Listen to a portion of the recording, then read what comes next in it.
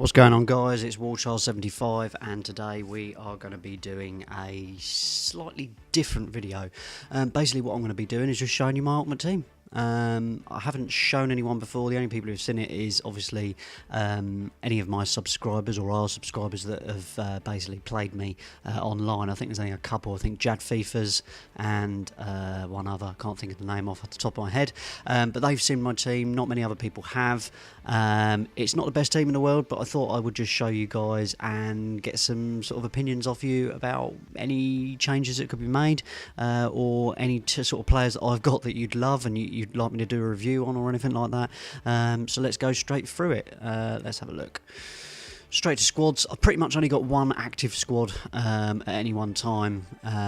This is my main one. 86 rating, 94 chemistry. My manager is Roberto Di Matteo in a 4-1-2-1-2 formation. In my opinion, they got rid of him too quickly at Chelsea. I know Jose's coming back, but Roberto Di Matteo, winning the Champions League in sort of his first attempt was pretty good, if you ask me. So, in goal, we have Joe Hart. I've had a couple of other goalkeepers. I've had Vorm from Swansea, who was 81 rated and was pretty good, to be fair. And I've also tried Victor Valdez, who is rated higher than Joe Hart. He's rated at 85, Victor Valdez, and he's not really, in my opinion, as good. So I've got Joe Hart in there. I paid 20,000 for him, but that was quite some time ago now. I believe you can get him for around 14, 15 grand if you look carefully. Onto my left back. I've got Marcelo, Real Madrid left back. He is awesome. Literally awesome. I overpaid for him, really. I paid 27 and a bit there. You can get him in that formation for around about 22, 23 if you look. He is really good, though. You usually end up going for your Ashley Coles or your Patrice Evras, and they're just, they're okay. But they've been done. Everybody's got them, and they're just really, really not as good as they used to be. Getting on a bit now. Marcelo is awesome, especially if you want an attacking left back, which is what I tend to do. So you've got the pace of 83, the passing of 80, the dribbling of 83, and the defending of 80. So you've got 4 stats above 80 there, and he is really good. Try him, guys. If you haven't used him, give him a go, because he is pretty good. I believe I won him in a pack. No, sorry, I didn't. I did actually tell you a minute ago I paid 27 for him. So that's Marcelo in the centre back position there on the left. We've got Piqué from Barcelona. He's pretty good. His defending is 86 and his heading is 81. I'd like him to be a little bit faster, and I will probably be replacing him at some point. I just don't know who with at the moment. And I like to sort of keep a pretty sort of Spanish central core, if you will, to my team. So I don't know who to replace him with, but Piqué's there. He's nice and cheap. I paid 15, but I believe you can get him now for 7 or 8 grand. On the other side of Joe Hart here, we have beast of a player, Pepe from Real Madrid, the centre-back from Real Madrid. Portuguese guy. He is awesome. Paid for 10,000 for him. Again, you can get him much cheaper than that now, guys. But he's really good. His stats are 84 defending, 82 heading. So he's really good at clearing those balls out of the boxes. And him and Piqué do actually crop up for corners and get you a few goals as well. Moving on the right back here, we've got João Pereira. Now, he plays for Valencia, and he's another Portuguese guy. He's only an 80 rated right back. But the reason you choose him mainly is because of his blistering pace, and he's got pretty good passing skills as well. Obviously, on the wings there, on the right back and the left back, you don't really need the heading skills. It doesn't really matter. His defence is 76, could be a little better, but until I find a better option, really, that isn't going to cost me the earth, then he's fine for me. I bought it, like you see, I bought him for 2,800, and for my club, he's played 107 games, so he's pretty solid. One of the first names on my team sheet. Now, moving on to central defensive midfield, I've got Xabi Alonso. Now, I've tried a few different players in this role. The main really good one was I had a team of the season, Fellaini from Everton, in the central defensive midfield role, and he was great at heading, but that was about it. he had strength, but he just wasn't really good at the defensive bit of it for me. So I did get rid of him at a profit as well, which I was quite pleased with. But Xabi Alonso, nice and cheap, and he does a very dependable job. Also, Yaya Toure is pretty good in that position. I did have him at one stage, but him and Alonso are pretty similar, yet Alonso is probably 10 times cheaper. So that's the reason why I've got Alonso at the moment. Moving on, we have left midfield. We've got Nani. Now, again, I've tried a few people in left midfield. Not really. I mean, the two people I've tried is, if you go down to my subs here, I've got Guardado here. Pretty good, really good pace, really good dribbling. And I've got Ashley Young, who is awesome pace, really good dribbling. And that's about it. But he's great as an impact player. What I use is I tend to bring Young on in the 60th, 65th, 70th minute. And he destroys teams when he comes on with that pace at that sort of time in the match. But I've got a plump for Nani. I've only bought him recently. Oh, I'm swapping him with Xavi Alonso there. I've only bought him recently. He's got pace 87, shooting 80, passing 81, dribbling 89, which is immense. And I paid 20,000, just over 20,000 for him. That wasn't too long ago. I think that was about 3 weeks ago, 4 weeks ago. 4-star weak foot, 5-star skill moves. So he's got all the skill moves you need to get up and down that wing. And when he collaborates with Marcelo on the left back there, it's a very awesome left-handed combination there.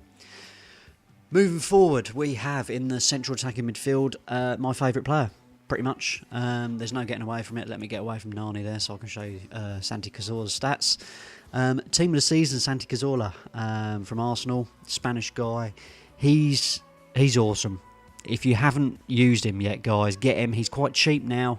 What did I pay for him? 430,000 I paid for him. I did actually win, and you'll see on one of my previous videos, I did actually win a Santi Cazorla. Literally 20 minutes after buying this chap, I won one in a pack. So I got all my money back and then some. 430,000, 85 pace, 88 shooting, 92 passing and 92 dribbling, guys. He's awesome. And the stats you don't see is you do not see his free kick stats. His free kick accuracy is 99. His free kick power is 92 or 93, I believe. Literally, if you've got a free kick, put him up for it, you'll nearly score 9 times out of 10. If you're half decent at free kicks, Santi Cazorla, team of the season, is the guy to go for. He is literally amazing. Moving on to the right side of midfield, we've got team of the season Farfan. I've tried to persevere with him. He's really good, don't get me wrong. Pace is 94, he's the quickest person on my team. Shooting's 87, which isn't bad from a right midfield spot.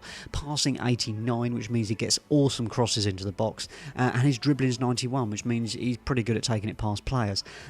Much better than the original Jefferson Farfan, but this one, his stats are awesome, but I'm just not having much joy with him, guys. So I don't know if anybody wants to buy him off me. I paid 246. I believe he's about 200,000 now, maybe a little less.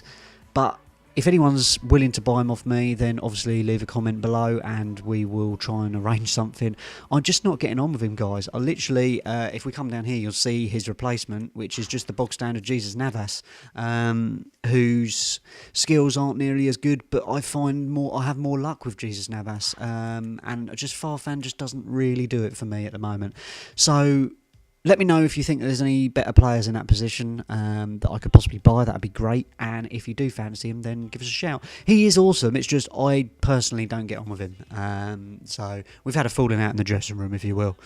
Up front, we've got the ever-dependable Robin Van Persie. I've tried a few strikers up front. Your typical Higuain, Benzema's. Wayne Rooney I had up until recently, who was nice and strong, but just didn't really work on that left side there. So I've gone back for Robin Van Persie. Robin Van Persie is he's simply awesome for me. I've never really had too many problems with him. Let's see, he's had 3 games for my club, 1 goal, but I have had him before, and he's always done an incredible job for me. Not the quickest player, but he's got 89 shooting, 81 passing, 84 dribbling. It's good enough for me.